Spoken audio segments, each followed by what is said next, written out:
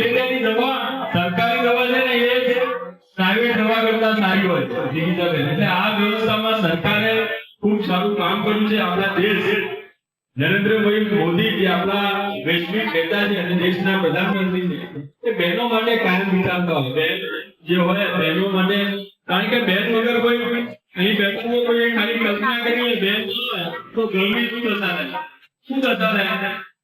એક દિવસ એક પુરુષ કલ્પના કરી લે બહેન વગરનું ઘર એટલે એને ખ્યાલ આવી જાય, તારા દેખાઈ જાય કે ભાઈ આ શું છે, શક્ય છે? બહેન વગર ઘર શક્ય નથી। મહિલા હોય તો જ પુરુષની વ્યવસ્થા છે।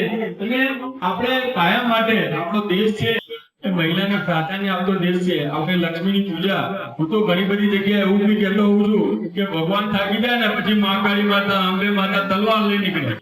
ભગવાન થાકી જાય પછી માતાઓ નીકળે, એ આપણી સંસ્કૃતિ છે। તમે જોયું હશે મા કાળી માતા પેલા હથિયાર લઈને નીકળી જાય। એટલે આ વ્યવસ્થા આપણી વર્ષો જૂની પરંપરા છે કે આપણે માતાઓ અને બહેનોને પ્રાધાન્ય આપવાનું આપણા સનાતન ધર્મમાં વર્ષોથી લખેલું છે। એટલે વર્ષોથી આ પ્રથા છે। જે માતા અને બહેનોને જે પૂજે છે એ દેશ આગળ જાય છે અને આપણી સંસ્કૃતિને જે વળગી રહે છે એ દેશ આગળ જાય છે।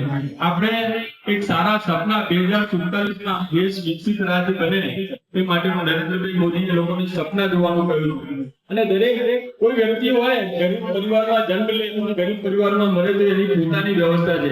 તે મહેનત કરે તો આગળ વધી જાય। શિક્ષા એક એવી વસ્તુ છે તો સારું શિક્ષણ મેળવો તમે 100% આગળ જાઓ। નામ શિક્ષિત થશો કે દરેક વ્યવસ્થા આગળ વધશે।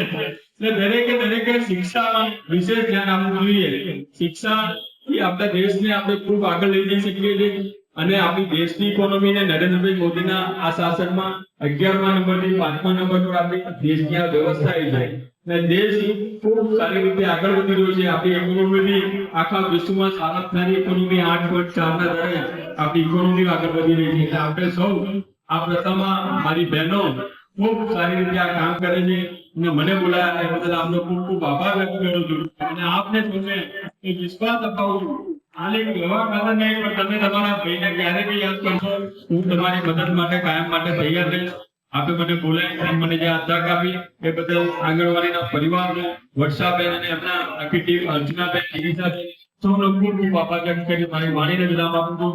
ભારત માતા જય જય ગરવી ગુજરાત।